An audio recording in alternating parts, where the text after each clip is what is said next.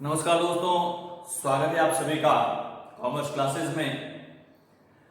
हम जो पढ़ रहे थे सैंपलिंग, उसी कड़ी में आज हम अगला टॉपिक पढ़ने वाले हैं।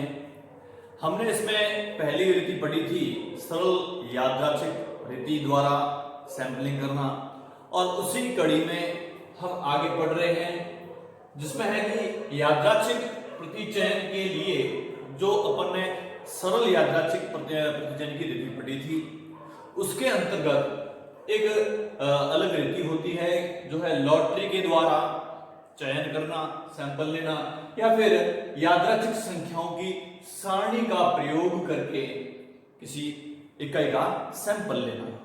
आइए समझते हैं कैसे हम इन रीतियों के माध्यम से प्रतिचयन करते हैं और उनकी गणना करते हैं।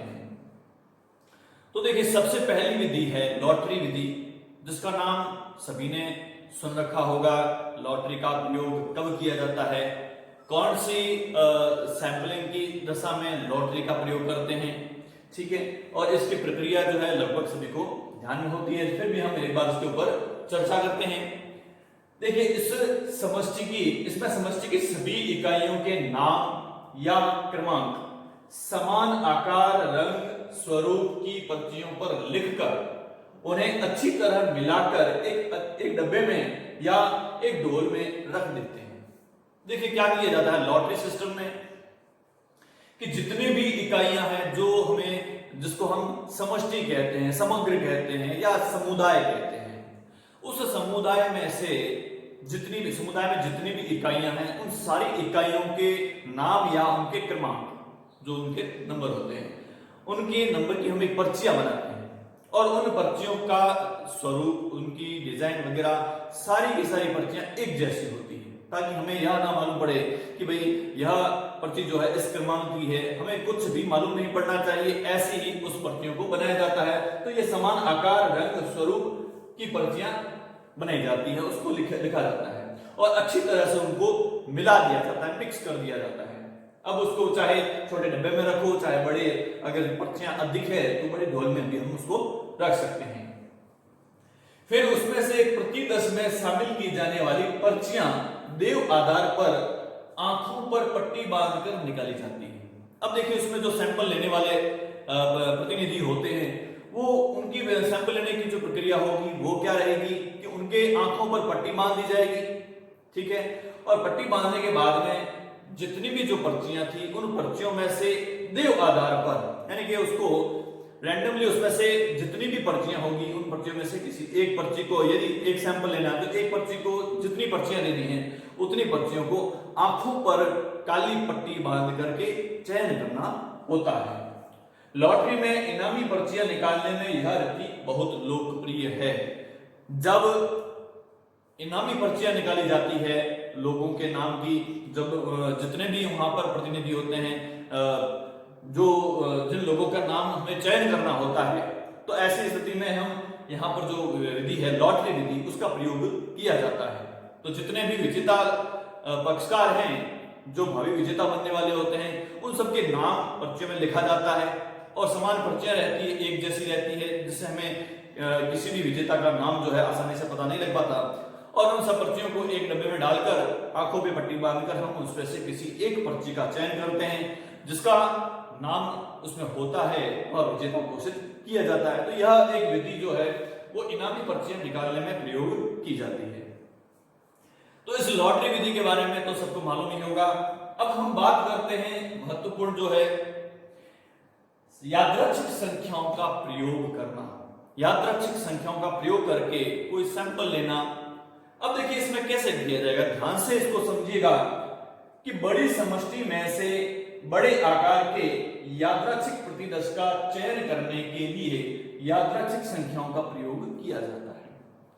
क्या होता है कि अगर समुदाय बहुत बड़ा है, ठीक है, और उस बहुत बड़े आकार में से हमें अधिक मात्रा में यदि सैंपल लेने होते हैं, अधिक मात्रा में यदि सैंपल लेने हैं, तो उसके चयन के लिए यादृच्छिक संख्याओं का प्रयोग किया जाता है।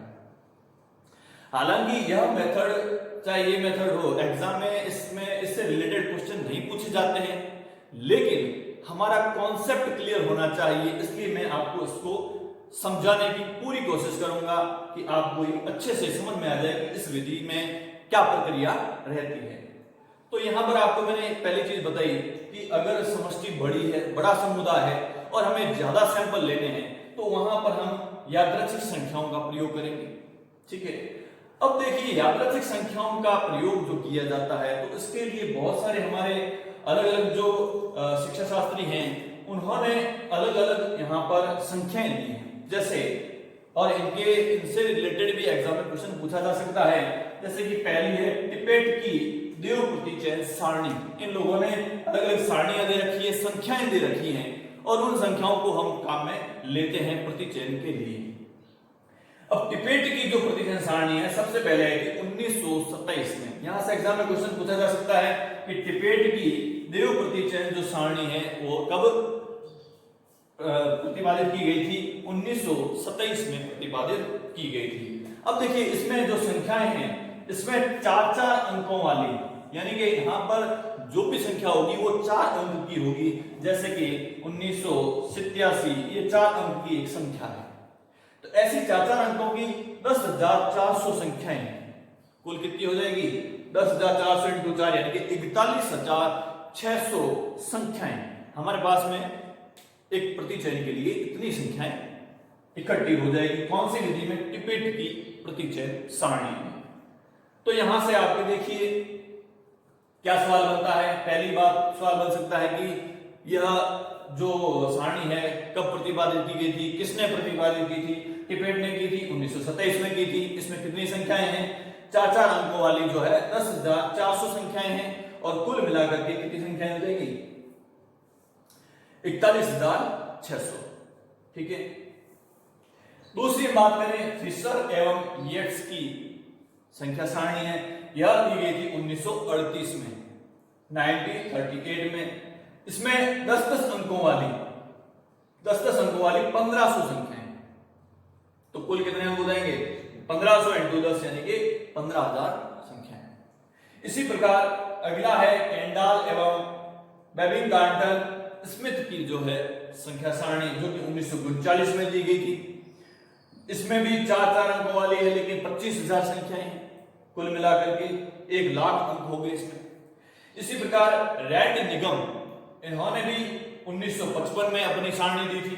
इसमें 5 अंकों वाली सारणी है, संख्याएं हैं और ऐसे 2,00,000 संख्याएं हैं।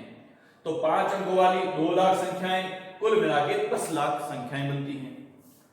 लास्ट में आता है हमारा राव, मित्रा एवं मैथाई। इनने भी 1966 में सारणी दी थी और 4 अंकों की 5,000 संख्याएं हैं। तो कुल मिलाकर के 20,000 संख्याएं इनकी होती है। तो ये तो थी हमारे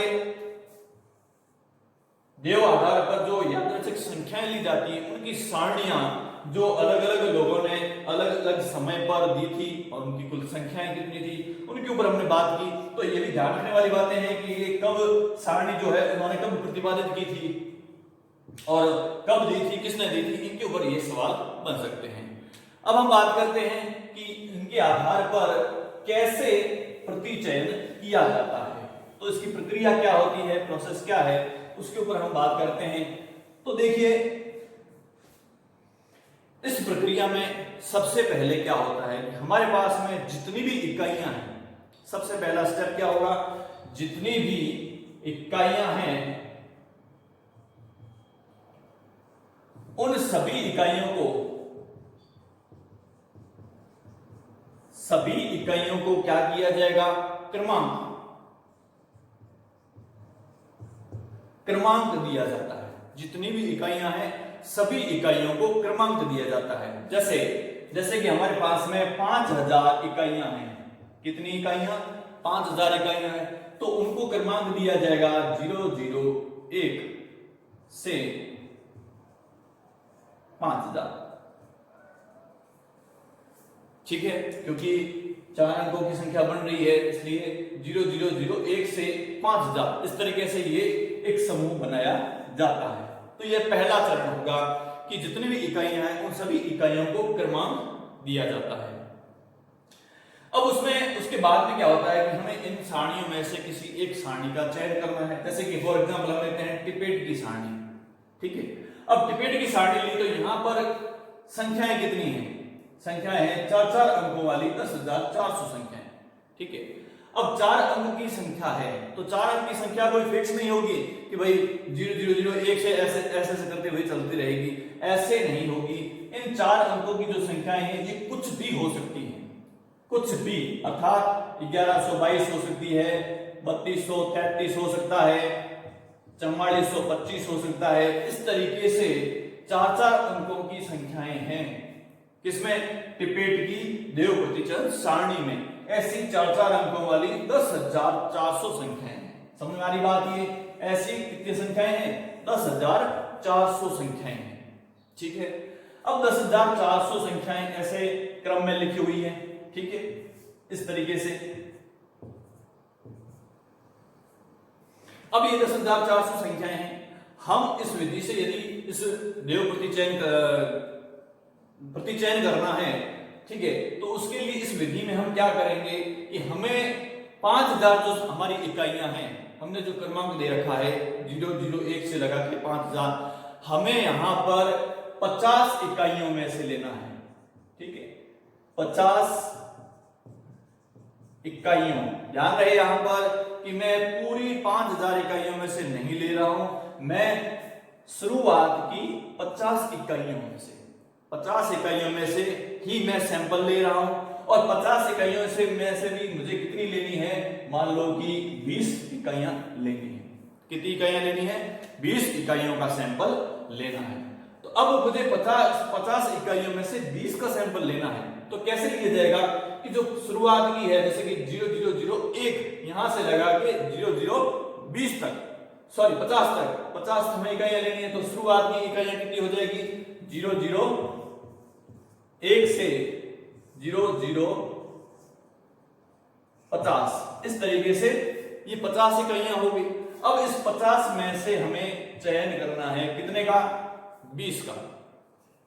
अब ये जो संख्या है, हमने इनको जो क्रमांक दे रखा है, इन संख्याओं का चयन किया जाएगा किसमें से? यहां से।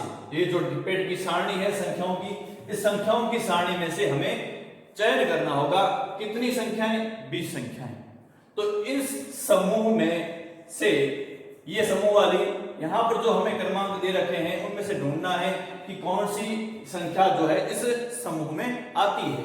उस समूह की हमें 50 संख्याओं में से 20 संख्याएं चुननी है।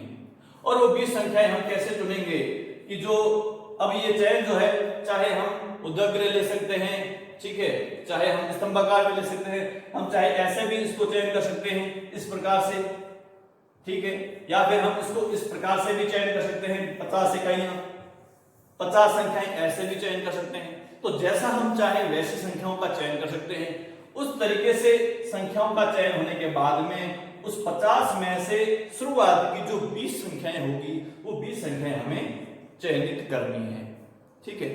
तो ये जो 20 संख्याएं होगी, ये 20 संख्याएं हमारी 20 इकाइयों की संख्या है, और उसी 20 इकाइयों को हम सैंपल के रूप में काम में लेते हैं, ठीक है। तो थोड़ी सी टिपिकल होगी, लेकिन अगर ध्यान से समझे तो बहुत आसान भी है। वापस एक बार देख लेंगे कि हम सबसे पहले क्या करेंगे, किसी भी सारणी को आधार में लेते हैं।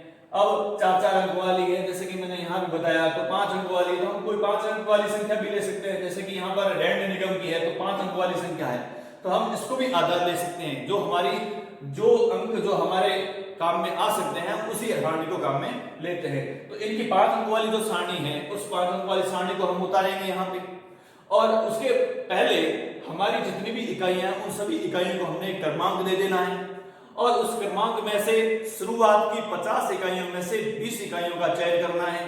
तो हमें उस सारणी में से उस 50 इकाइयों को चयनित करना है, ठीक है। 50 इकाइयों को चयनित करके उसमें से 20 इकाइयों का चयन करना है।